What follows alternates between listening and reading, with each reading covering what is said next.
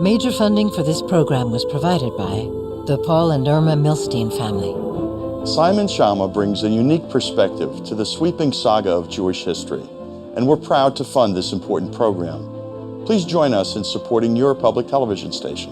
And by the Polonsky Foundation. Additional funding was provided by the Pershing Square Foundation, the Joseph S. and Diane H. Steinberg Charitable Trust, James and Merrill Tisch, Mortimer B. Zuckerman, the David Berg Foundation, Mr. and Mrs. Daniel Rose, the Lemberg Foundation, the Corporation for Public Broadcasting, and by viewers like you, thank you.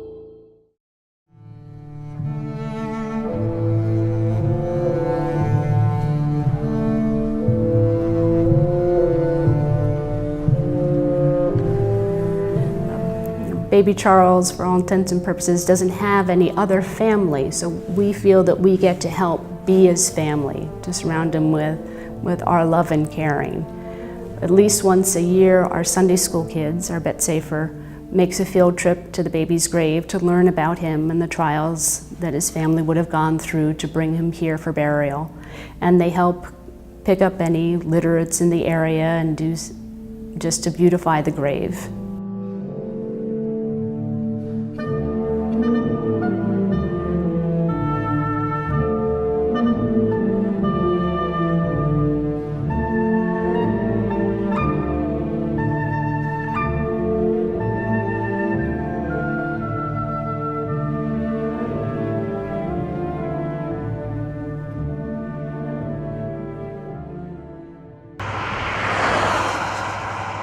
A roadside marker tells travelers along Northern California's Highway 299 about a Jewish couple's journey and how it started 160 years ago in Prussia and ended at the site of a pioneer baby's grave in Old Shasta in the 1860s.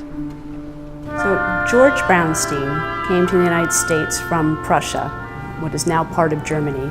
There seems to have been a lot of anti-Semitism in Europe at that time, and people were being forced into the army, that regular thing, not just Jews, and there's some speculation that perhaps George was trying to avoid military service as part of the reason that he left Prussia. He wound up in San Francisco in the early 1850s. At some point he made his way up to Red Bluff, and by 1856 he had a dry goods store established there that he ran with his brother Jacob. In your early times, would be aware that many jobs were limited to Jews, that they didn't have, for example, many companies,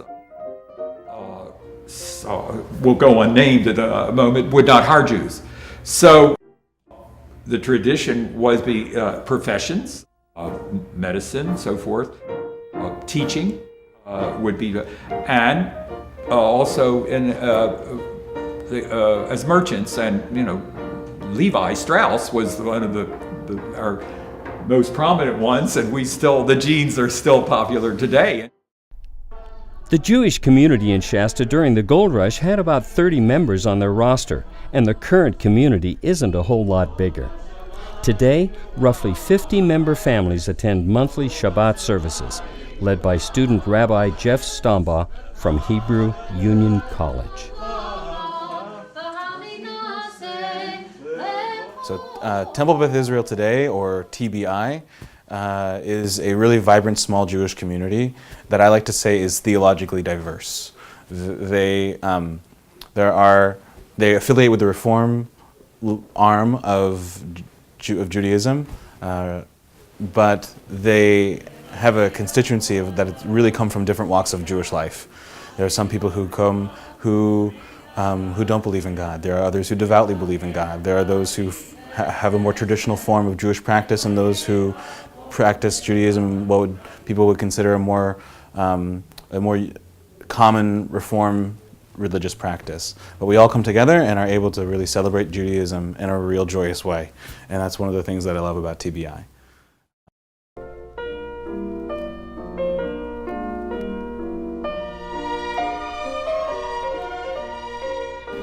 On one of George Brownstein's trips to San Francisco to buy merchandise, having come in from the port there, he met Helena Cohen, who also had come from Prussia, though separately. Very likely there would have been a large community of other Prussian Jews, people gathering together with people similar backgrounds. And they met and married there, and then he brought her up to join him in Red Bluff. George and Helena purchased land on Jefferson Street in Red Bluff, just blocks away from the dry goods store. It was in October of 1862 that Helena gave birth to their first son, Daniel. It was less than 2 years later that the story of baby Charles began.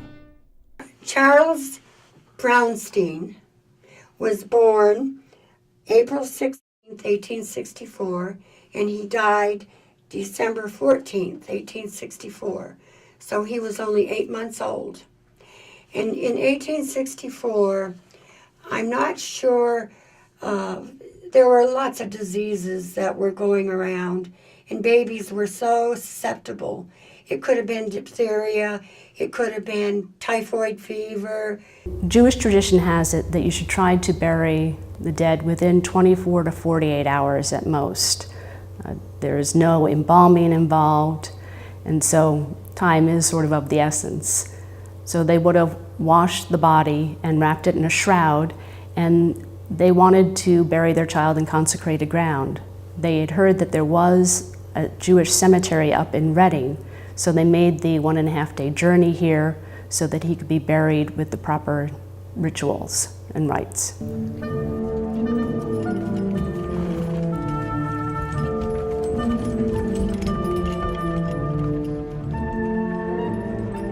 And I know they made that journey to Shasta for one reason only, because it was the only Jewish cemetery in this whole area. They were going to bury their baby there. It was that important to them. The journey from Red Bluff to Shasta would have probably taken them 2 days, because they, by wagon, probably by wagon, and it was all dirt roads. They would probably have come up to Cottonwood, spent the night, or maybe they kept going and they would make their first stop at Clear Creek, which was Bell's stopping place, where he had a toll bridge across Clear Creek. And then from there, they would go up the road a little bit and they would turn left, and that was the cutoff to Shasta. And they would just head on out to Shasta. Okay. And I'm sure that it was a rough road in places, especially from Bell's Bridge on up to Shasta, because now they're in the foothills. Commonly referred to as the Queen City, the population in the small town of Shasta boomed during the California Gold Rush. What remains of the town today are a few brick buildings and 8 different cemeteries. Baby Charles was buried in the Jewish cemetery on 3.5 acres of land, less than a mile north of what is now Shasta State Historical Park. The land for the cemetery was officially deeded to the Hebrew Congregation of Shasta in 1872, but information on the deed states the congregation had held possession of the land since 1857.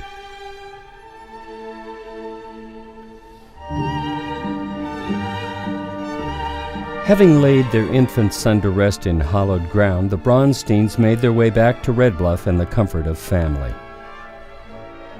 It seems very likely that Helena was more of a city girl and was not particularly excited about living in the northern wilds. So she was able to convince George to agree that once she gave birth to a daughter, they would relocate to San Francisco. George probably looked around, seeing the types of men who lived in mining towns, would have been anxious for her to find someone more suitable to marry in the future.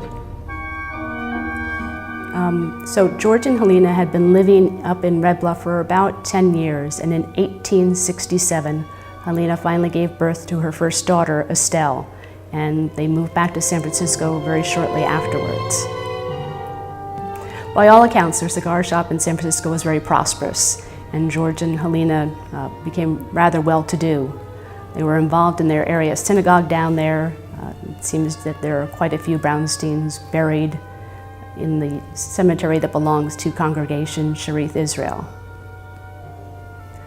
In 1928, a road crew that was surveying to put in a more improved road than the mule track that had existed between Shasta and Weaverville discovered the tombstone of baby Charles.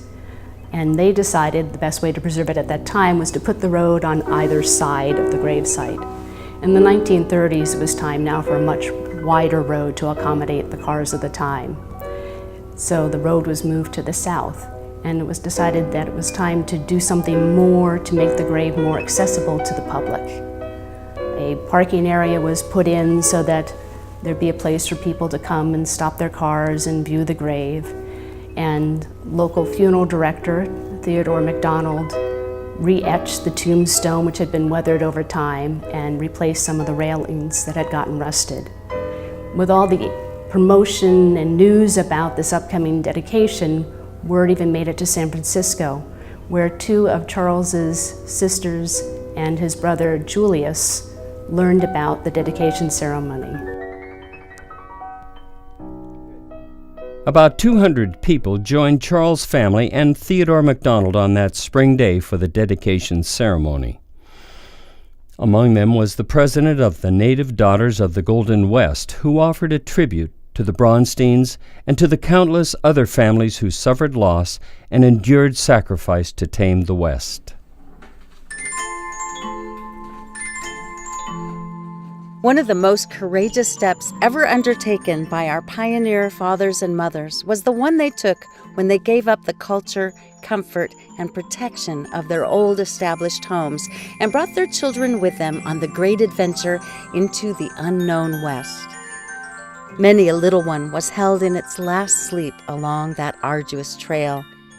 And here on the outskirts of the pioneer town of Shasta, this little grave by which we stand bears mute testimony to the sorrow that cast its shadow over the lives of one of our pioneer families, causing them to leave their dear one of a few short months in this lonely little corner near the Oregon Trail. And in love and appreciation of our mothers today, it is only fitting that we should pay tribute to one of those pioneer mothers, who nearly 70 years ago paid one of the great prices asked from gold, when she left her precious little baby sleeping here all alone. The imprint of the old Highway 299 can still be seen running next to baby Charles' grave, approximately 100 feet from the current road, which was built in 1946. Undoubtedly, it was that road which brought some of Charles' adoptive family, the members of Temple Beth Israel, to the area. A group of women here, there's a temple in Chico, and some of us went to Chico. And, when I first came here, I asked about a temple, and they said there was one in Chico. And I said, well, that's only 70 miles. I had just driven cross country, so 70 miles didn't seem like much. And a group of women decided to get together and start something. We had a Hanukkah get-together with lots of latkes at somebody's house, and there was a notice in the paper. We found a lot of people were interested. And we also made a Passover dinner. That was a great thing. That was at the IOOF Hall. And we just sort of got together and somehow it started. In 1981, we started a 15-year relationship with Pilgrim Church, and we would meet there once a month whenever we had a student rabbi come up from the Hebrew Union College in Los Angeles. In 1996, we were finally able to purchase our current location, and we have been here since. The care and concern of the early congregation towards the grave of baby Charles still resonates through today. Through their efforts, landscaping was cleaned up, new fencing was installed, and a campaign to reclaim the land was begun. And there's a lot of different ways to tell the Jewish story. And but eventually, no matter how you tell the Jewish story, you get to wandering, whether it's wandering in the desert or wandering in the diaspora in Europe or coming to America, or kind of being in the diaspora, implies that you're not at home. And there are a lot of different ways to tell that story, and it's nice when you arrive in a place that has a sense of history to it, And so in Reading, Baby Charles' grave gives TBI a sense of history to relate to, just like there's a sense of Jewish history in Los Angeles, just like there's a sense of Jewish history in New York. Usually, it's easier to track that sense of Jewish connection to a place in large urban areas. But to be able to connect to be able to make that kind of connection in a rural place, Baby Charles' grave allows TBI to create to have a sense of connection to history in a rural place, and that's a special thing. Not only did the congregation want to clean up the gravesite, but there was also concern about protecting the grave from vandalism. In the mid-1980s, there was concern from some of the members in the temple that the grave was becoming prone to small acts of vandalism. And the thought was that if we could block off the area more and make it more visible, that it would be less likely to be vandalized. The problem was that at that time, part of the land belonged to the Bureau of Land Management. Caltrans had an easement way on it, and it's hard to get government agencies to agree. Eventually, though, they were able to get a berm put in so that people couldn't drive right past the grave, and much of the brush was cleared out, and a bit of a pathway was put in. Unfortunately, despite efforts to protect the grave from vandalism, in July 4th weekend in 1988, a young man broke off the headstone from its base and squirreled it away in his parents' garage. Fortunately, it was discovered pretty quickly, and Secret Witness offered a $300 reward for information leading to its return, and within 4 days the gravestone was returned. Due to the vandalism, the gravestone was damaged beyond repair, and the curator at the Reading Museum of History recommended that it be replaced. The temple spoke with the young man involved, and he seemed truly remorseful that this was a foolish mistake of youth, and he was very willing to do what he could to help with restitution to help rectify the mistake he made. And they asked that his name not be made public. And he and his family helped pay for the cost of the lettering that went on to the new tombstone. And I think that Judaism doesn't want to seek vengeance on people, that we see that it's better that people learn from their mistakes and continue to grow, and we saw this as a way to continue to build community within our greater community. As part of the process of trying to see if the gravestone could be repaired, Lawncrest Cemetery was contacted, and when it came to light that the tombstone could not be repaired, they generously offered to donate the granite headstone. A woman named Mary McAllister sent that information to a rabbi in San Francisco who wrote out what should have been on the stone because there were some errors. Mm-hmm. And I was given this piece of clear paper or see-through paper. They gave me the dimensions of the stone, and in fact, I had a piece of cardboard that was cut in the shape that the stone was going to be, so I made sure all the letters fit. I did the design on this. This was sent to Paradise to be carved into the granite, and then sent back up to Reading. With the work of translating, designing, etching, and installing the headstone completed, a rededication ceremony was set for June 10, 1989. It seems like there were about 100 people that attended the dedication. The dedication was pretty somber.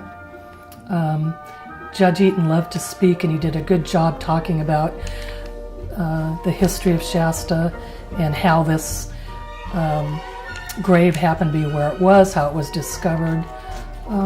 It was a really moving event. Just 13 months later, in July of 1990, there was another gathering at the gravesite, this time to dedicate the brick monument and plaque donated and constructed by the Ancient and Honorable Order of E. Clampus Vitus Trinitaris Chapter. The Shasta Historical Society and the Kevin Hollis Moss Historical Fund also helped with the construction. More than 25 years had passed since the original headstone was stolen and recovered. Throughout that time, the marble stone has been safely preserved in storage at the Shasta State Historical Park.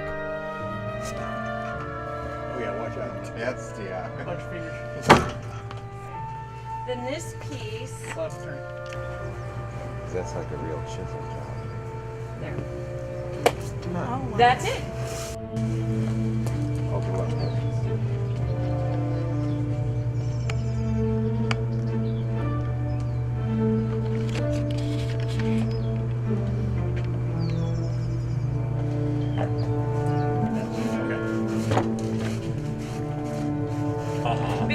Because it's in several pieces, and because of the material, the condition that the material's in, we keep it in collection.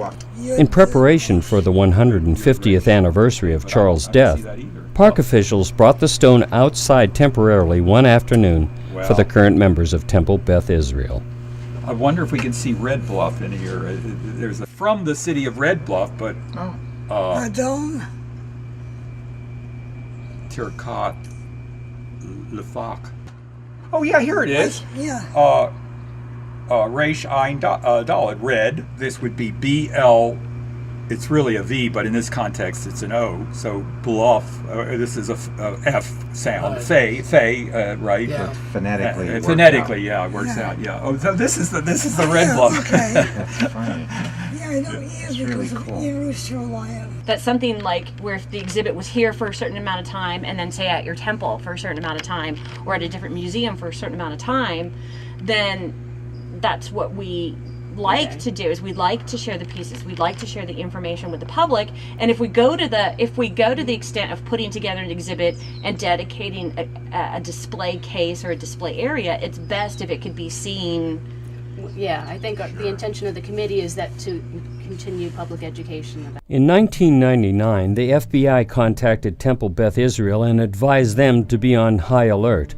In the middle of the night on July 1st of that year, Gary Matson and Winfield Mauter were murdered in their Happy Valley home. A couple, Matson and Mauter, were active in the Redding community, helping to start the farmers market and the museum that would eventually turn into Turtle Bay Exploration Park. Brothers Matthew and Tyler Williams were arrested that same day and confessed to murdering the couple, with Matthew claiming it wasn't murder but God's judgment. A subsequent search of their homes and storage revealed a hit list of synagogues and prominent Jewish leaders in Sacramento. Both brothers were later convicted of being connected to 3 arson attacks on synagogues in Sacramento that caused more than $1 million in damage. We had special security during our high holidays, the parking lot. We had security guards, and so we did react. And by the way, the sheriff, the law enforcement here were very supportive. They came and checked in on us and were really watching our building, and we got a lot of support out of that. I will say this, the greater community, the greater faith community in Redding reacted also with outrage, and out of that grew the Peace Garden, of which many in the community had a dedication at that time, but for example, the pole, which is the most prominent thing, was erected by the Quaker community, peace in different languages. So I think there was a real outpouring of support at that time. When there are these terrible things, these acts of vandalism that make people feel so vulnerable, to see the community step in, especially the greater community, it really restores one's faith in humanity as a whole, to know that there are caring people out there. And we hope it helps set a good example for others. In fact, my experience with Temple Beth Israel and our Jewish community in relationship to the other religious communities that exist in Redding is that more of curiosity There are people from different religious practices that will come to our synagogue and participate in different pieces of study. And I've been asked questions from a number of other people in other religious communities. And so that kind of tension is not one that is palpable or that is really present in Reading today, as far as I'm aware of. But there is a long and tattered history of that in America. We have the grade books. We're going to say the Mourner's Kaddish, and then as we go, we're going to sing the Shema. You guys know the singing version of the Shema that we've learned, and we'll set the rocks either on the headstone or near the headstone, whichever you want, and we'll leave at that point. Okay? So once we finish all the rocks, then we're going to do that. You know, I see a lot of differences, and I'm very happy when I am at services, especially sometimes, to see the new group of people coming up. And the Hebrew school is growing. And I said to somebody else that's been there for a while, you know, I'm glad we started something. I was talking to somebody over the phone, and I said, you know, we did good.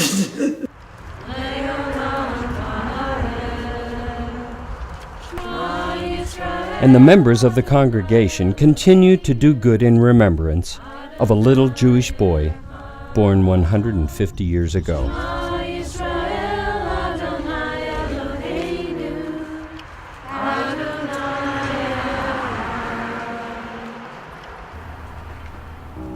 There's something kind of mournful about a lone grave.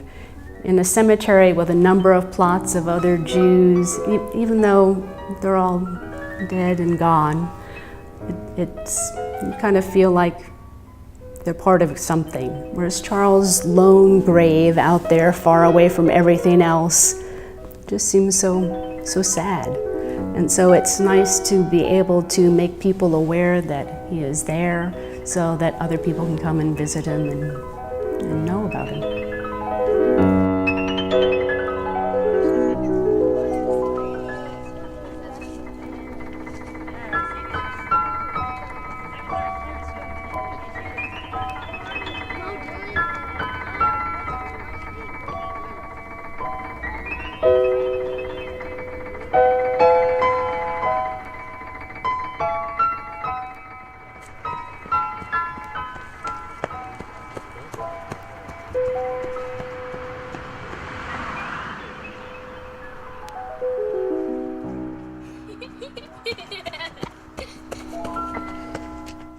Major funding for this program was provided by the Paul and Irma Milstein family.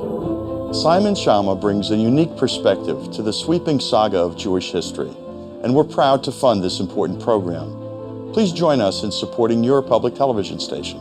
And by the Polanski Foundation. Additional funding was provided by the Pershing Square Foundation, the Joseph S. and Diane H. Steinberg Charitable Trust, James and Merrill Tisch, Mortimer B. Zuckerman, the David Burke Foundation, Mr. and Mrs. Daniel Rose, the Lemberg Foundation, the Corporation for Public Broadcasting, and by viewers like you, thank you.